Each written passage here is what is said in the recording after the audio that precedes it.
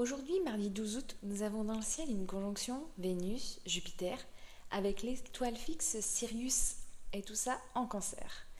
Ce transit, c'est une rare alchimie céleste qui réunit trois puissantes vibrations. Vénus, la planète de l'amour, de la beauté, de l'harmonie. Jupiter, celle de l'expansion et de la chance. Et Sirius, l'étoile mystique associée à la sagesse divine et à l'élévation spirituelle. Le tout dans le signe du Cancer, le berceau des émotions, du foyer, de la mémoire, les mémoires ancestrales aussi. Vénus en Cancer, elle est douce, elle est maternelle, elle est intuitive. Elle nous invite à la tendresse, à l'amour familial, à la protection des êtres qui nous sont chers. Elle valorise les plaisirs simples de la vie, mais aussi les souvenirs et nos racines. Jupiter, quant à lui, en Cancer, il est exalté. Il amplifie, comme toujours, les qualités de compassion, de générosité, de foi en la vie, placées ici. Il favorise les élans du cœur, les projets liés à la maison, puisqu'il est en Cancer, à l'éducation et aussi à la spiritualité. Et Sirius, qui est une étoile sacrée, souvent liée aux civilisations anciennes, comme l'Égypte, elle agit comme un portail vers les dimensions supérieures. Elle éveille les consciences, elle guide intérieurement, elle nous emmène vers nos dons cachés, ceux qu'il faut aller chercher au plus profond de nous.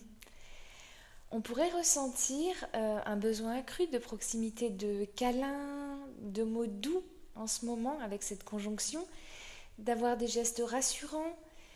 Nos relations peuvent devenir plus nourrissantes, plus axées sur le soutien mutuel à l'autre et la sécurité émotionnelle. Nos échanges vont être teintés de sensibilité, on peut être plus empathique, ce qui va faciliter les réconciliations ou les confidences profondes avec les êtres que l'on aime. On peut ressentir aussi une sorte de protection globale, comme si l'univers nous enveloppait d'une bulle d'amour dans laquelle rien ne peut nous arriver. On peut ressentir aussi le désir de ralentir un petit peu, de se connecter à l'essentiel, à s'aligner avec nous-mêmes, à la douceur de vivre, écouter nos intuitions qui vont être amplifiées, voir les synchronicités et les messages subtils qui peuvent nous être montrés, bien écouter nos rêves si on en fait. Il faut les écouter, c'est l'univers qui nous parle. On peut aussi avoir des nostalgies qui vont s'emparer de nous et des mémoires familiales anciennes qui vont refaire surface. Avec Sirius dans l'équation, on pourrait faire des rencontres karmiques, on peut parler de karma ou de spiritualité. Certaines rencontres peuvent sembler destinées comme si elles étaient là et réveiller des mémoires anciennes. On pourrait croiser des personnes qui résonnent avec notre âme, qui nous aident à évoluer ou à guérir. Les liens qui existent peuvent prendre une tournure plus sacrée et on peut prendre conscience, avoir une conscience plus élevée de l'autre, de celui qui nous accompagne. Donc c'est le moment pour effectuer un retour à nos racines et faire des guérisons familiales. Le transit nous invite à vraiment réparer nos liens familiaux, à pardonner, à comprendre nos blessures générationnelles ou transgénérationnelles. Il peut nous revenir des souvenirs, des émotions enfouies, et dans un but de libération et de réconciliation avec l'autre.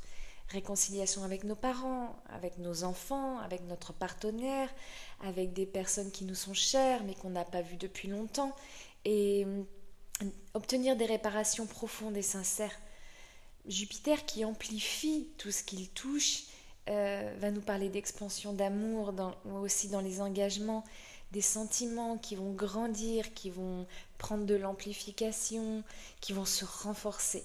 C'est le bon moment pour déclarer sa flamme ou déclarer des sentiments, officialiser une relation qui ne l'est pas encore, ou même envisager des projets de vie à deux c'est le moment. Les couples qui sont déjà formés peuvent ressentir une sorte de renaissance ou une sorte de grandeur émotionnelle, une envie de construire ensemble plus que d'habitude.